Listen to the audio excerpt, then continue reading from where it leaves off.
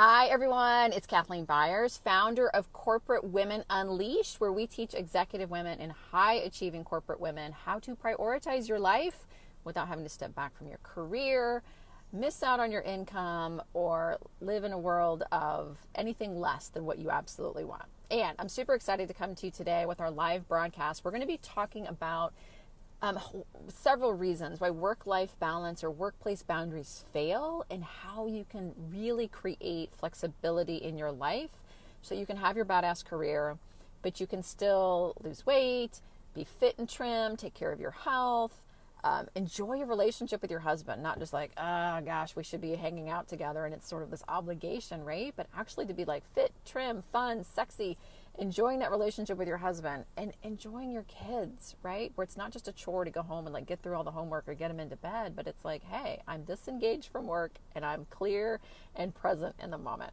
Okay, so let's talk about what these boundaries look like and why so often they fail. So I don't know how many of you, and we're going to kind of talk about work from home, but there's a lot of different boundaries, right? You could put boundaries around a project. There's boundaries around, the hours that you work, the boundaries around what your workload is. So whatever the boundary is, women will often tell me, Kate, I just need to get better at setting boundaries. And that's just not the case, because what happens, especially if you're wired as a high achiever, is that boundaries make you feel constrained after a while. And the reason we ask for boundaries is that as women, we don't like to have uncomfortable conversations. So we're like, ooh, if I can just get my boss to approve that I work from home, then I don't have to ask anymore. I don't have to have that uncomfortable conversation. Does that make sense? So look, as we go through these, I want you guys to please leave a comment or a question, or you can give a thumbs up or a heart. So let me know you're there. Let me know you're watching. Maybe even say where you're from and what what you do for a living. And even if you're not watching this live, you can still do that, and we can come back in and answer your questions and get some dialogue going on about this issue, ladies, because it's a tough issue. Every woman I know is struggling with. How do I hold down an audacious job and still have the quality of life that I want? Okay, so in that example I just gave you about asking for permission, that's what this comes down to. If my boss gives me permission, if my company culture gives me permission, if I can have work from home, then I'll be able to go have the quality of life I want. And the problem with that boundary is that it's permission based, right? We're saying, is it okay for me to live this life I want to live? Instead of saying, what needs to happen so that I can have the quality of life that I want? Very different equation, right? And so it's not about asking permission. The problem with asking permission is that permission can be granted, and what else? Especially if you're a parent, you get this, permission can be taken away. And so what will happen is we'll have women who'll say, okay, I have this great work from home agreement, or I had this agreement with my boss that I wouldn't have to do this workload anymore, and so was going to do it, and now all of a sudden it's changed. Why? Because bosses change, company cultures changed, priorities changed, the life cycle of the company has changed, and this wonderful sort of permission-based rule that you had going for you, where you got to work from home or not have to do a specific project, whatever, has taken away. And now you're left with nothing, because it was a yes, no, it was a black, white, it was permission. So that's why boundaries fail so very often. The other thing is, so we're going to talk about that in a minute. How do you come at creating this flexibility from a place of power versus permission? The next thing you want to really remember is that, like I said, people are human, and humans make mistakes. Humans will say things. You might ask your boss, hey, can I start working from home? Or can I start leaving every day at 3? Or can I come in early and shift my hours? And in the moment, your boss is a human, and your boss is like, sure, because she or he doesn't want to have the uncomfortable conversation and tell you no. They don't want to be a bad boss. They don't want to look like they don't understand. And again, guys, if you're watching, just tell us where you're from. Leave something in the comments that say, hey, I'm the director of IT from Indianapolis. We've got women all over the world who watch these broadcasts, and it's a lot of fun to see, and it's reassuring to see that we're all in the same boat. Nobody's immune to some of these issues. So be sure to share where you're from and where you're coming from. So what happens is your boss is human too. Your company is human. Your HR department's human. This is a living organism. And everyone, I think, wants in a company their employees to have a high quality of life. They really want it. They just don't know how to get it, right? And so what will happen is people will tell you yes in the moment, but they didn't really like that answer, or they weren't sure how to put some parameters around it, or they didn't know how to communicate. And so then what happens is that gets retracted from you. And we have a wonderful case in point. I have a client that is in our year-long Mastery of Excellence program. It's a year-long mastermind for corporate women who are really taking their life to that next level. They don't just want balance, they want ultimate freedom. And she's a teleworker, so she works from home and she has a new job, and it's 100% teleworking. It's like that is what she's supposed to do. She does not ever have to come in the office.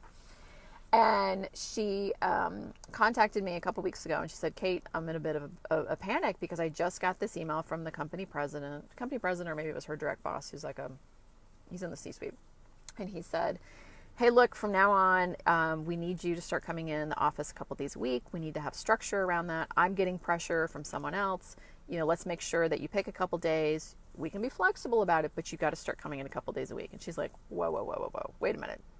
And she starts sending me all these contracts and these agreements. And I totally get where she's coming from, because the signed agreement is she's a teleworker. But guess what? In that signed agreement, it also says that the company can rescind this anytime. And they can.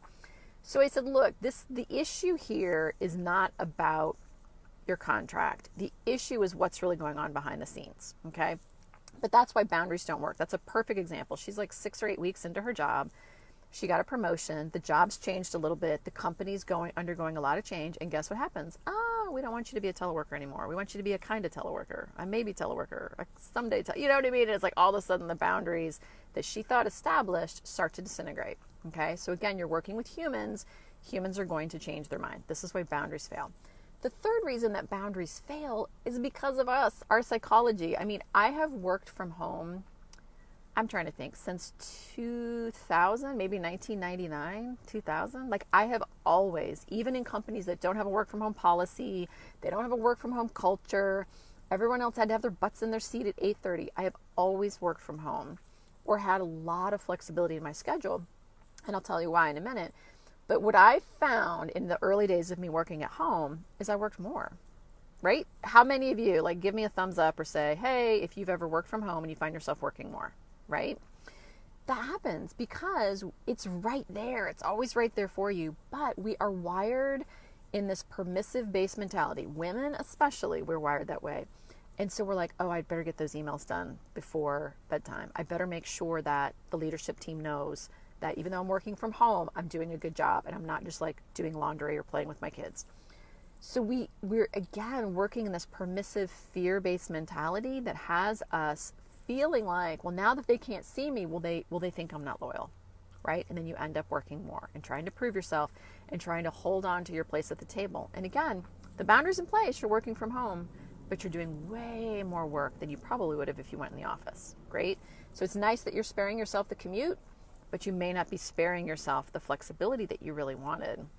Yeah, you may be multitasking. The laundry's in the, the washer, and you're on a conference call. But again, that's not the quality of life that we're talking about if you're working all the time, even though you're at home. Okay. So let's talk about that. So how many of you have experienced that, right? Where you felt you had a great strategy, a great boundary in place, that you had the permission to do a certain workload, to work in a certain style, to leave at a certain time, and the boundary wasn't working. Okay, so we just talked about 3 things. We talked about permission-based attitude. We talked about the fact that you're working with humans and humans are going to change their mind. And then we talked about that fear-based mindset where you're trying to prove yourself because now that you have this flexibility, you're different than everybody else. What do they think? Okay, so if you're a high achiever, if you're an executive woman, we see this all the time. If you are in a leadership position or not, it doesn't matter. This affects all women, okay? And so what we really have to start doing is a couple of things. One is you've got to focus. Well, before I say that, it's about making the issue not about you and what you can't do. I can't work past 3 because I have to go pick up my kids. I can't do that workload because I have too much on my plate. I can't, I can't stay all day on Friday because, my kids need more attention. I can't take that business trip because when we're working in this I can't mentality, that is not helping your company feel more secure with you. That is not helping you feel more secure about your job. And while it's great in some ways, like women will be like really proud, like I have learned to say no. I've learned to speak out for my needs. It's really not about speaking out for your needs. It's about getting your needs met, by helping the other person get their needs met. Okay, and there's some real finesse to this, and I want you guys to understand this, because what we teach our clients at Corporate Women Unleashed is, how do you navigate your career effectively? Not how do you create some hardcore boundaries that are going to stick in place for the rest of your life. It's, what do you need to be saying to someone else to get what you want out of the equation? How do you become powerful and an influence and really be empowering, instead of, this is what I can't do? Because nobody wants I can't do, right? At the same time, it's not about just showing up and I can do, let me do. Women need to stop being doers, and you need to start being an influencer. And to be honest, men tend to be much, much more naturally geared to this. It's more in their DNA, it's more in their attitude. I'm not saying all men, and I'm not trying to be all, inclusive or whatever, or stereotypical, but just in general, this is what we find. So the first thing you want to do is you want to make whatever the request is that you have, whatever the boundary is that you want to make it about the other person, right? This is just like negotiating your salary, anything else. And so, for example, the client I was talking about, we ran through how to communicate this, and there was really two parties in the situation. There was HR, who was getting a little jumpy about these teleworking, because it's a company that's not used to teleworking, and that made HR uncertain. How do I as an HR person control the people if they're not in the building, right? And again, that's not HR. Not all HR people think they have to control employees, but this particular person had some insecurities and really needed confidence that a teleworker was going to be accessible, available, an excellent communicator, a problem solver. And even though this client we're working with is a vice president, she's not immune to this. Here's HR coming in, breathing down her boss's back, saying, you need to get your teleworkers butts in seats, okay? So what's going on for that HR person? What are her needs? What is it that she wants out of the situation? Well, she wants to know she's doing her job, that she is making sure that the policies in place, that everyone in the company feels that there's opportunity in equanimity, right? And she also wanted to make sure that she didn't have anything slip through the cracks.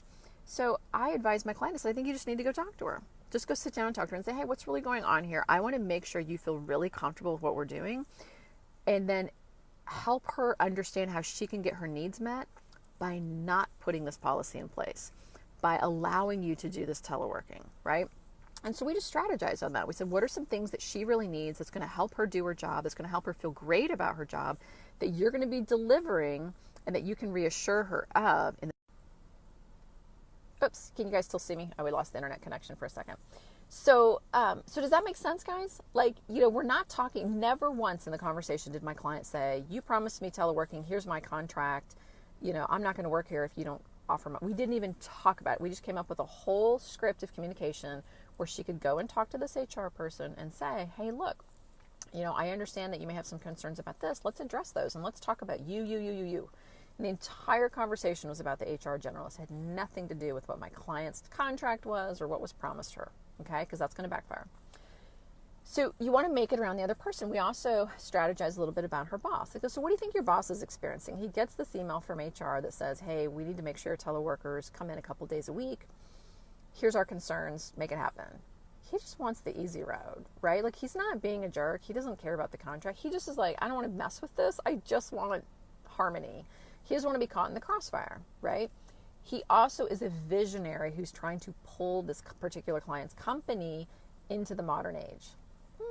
Okay, great. So let's leverage that, right? If he's trying to pull the company in the modern age, why are we going backwards with policies, procedures, strict rules, things that aren't agile, things that aren't contemporary, things that don't allow people to communicate using the World Wide Web? Hey, ever heard of that?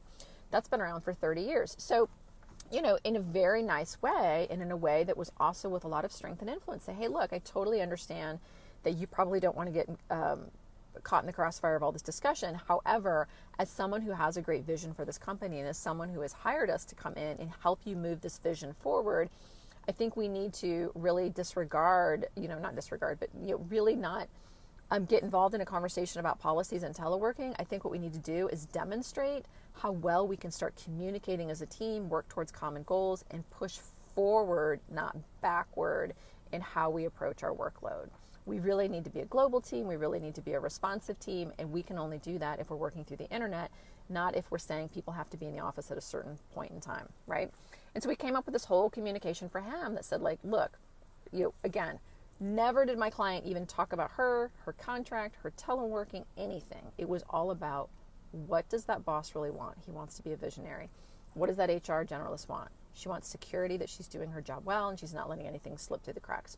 So you have to start talking through influence and helping other people feel really comfortable that you understand them and understand what they want. And now what happens is you get your needs met.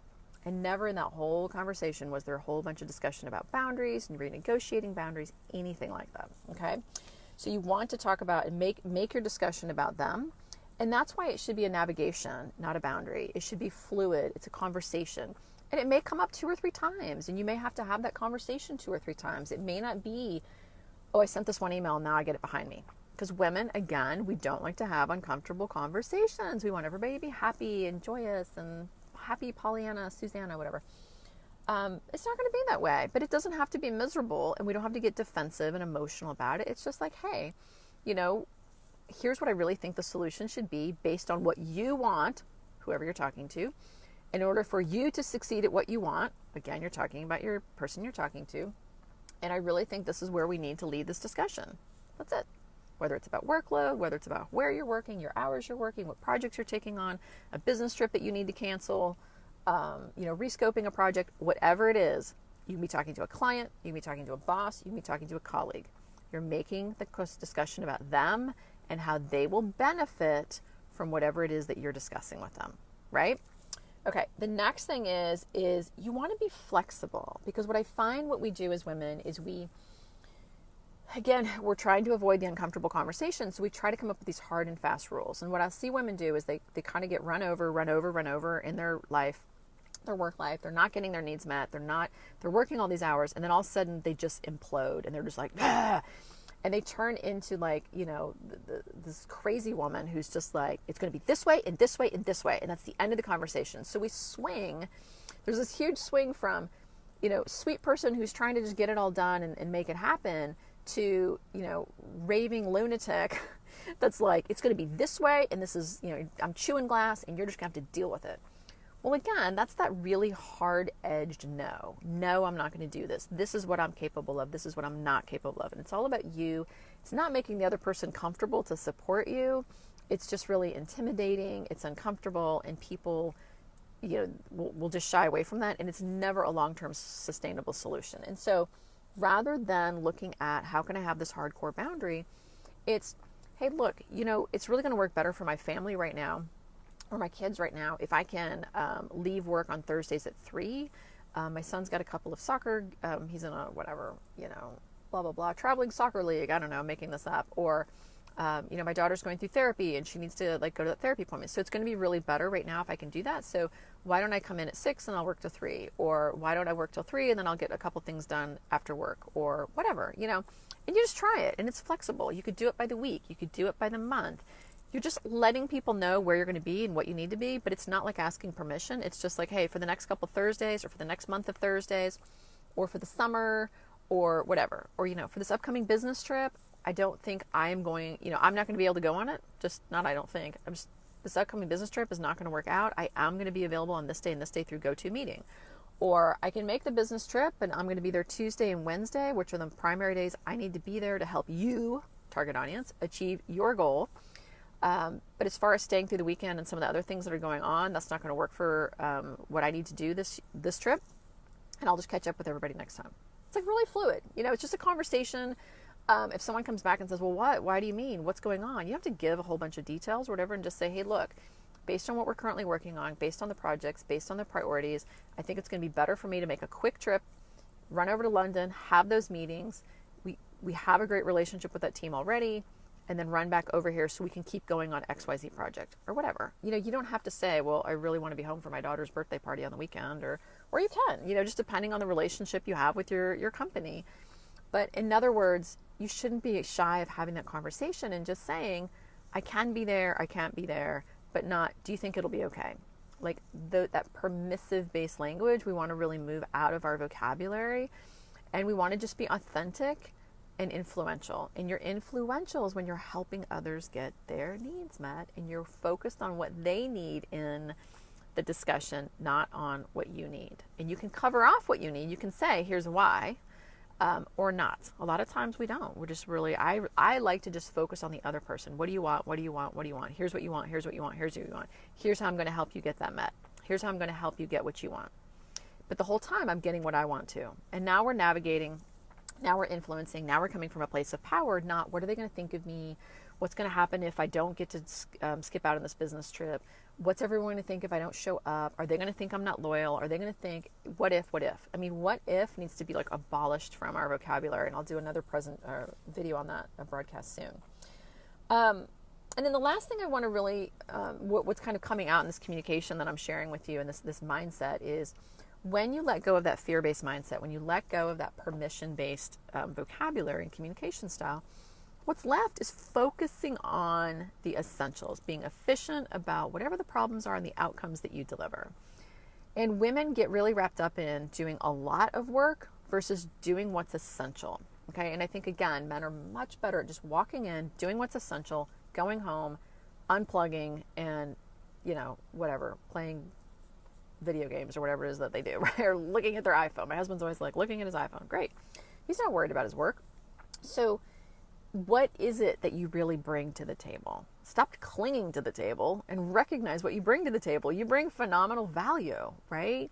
If you're 8, 10, 12, 15, 20 years in your career, it doesn't matter if you're promoted yesterday. You're not proving yourself anymore. You're enough. Like, this is one of the most phenomenal things that I think women, where we can help each other out, is if you are promoted, you do not have to prove why you got the promotion. I don't know why women think that. You don't have to prove anything. You have value and results and a track record, and they have money, a position, and a title. Trade for trade, tit for tat. That's all it is, right? And so what's happening is when we try to create these boundaries, we're so scared that, like, oh, what is everyone going to think? Now I have to prove myself. You don't. You just have to keep delivering solutions. Think about it. Think about the people on your team, right? The people on my team, I don't care if they're upside down, if they're in their gym shorts. I don't care if they're working at 3 a.m, or if they're working at 3 p.m, whatever works. I just want the outcome I hired them for. That's it, right? Think about your own team.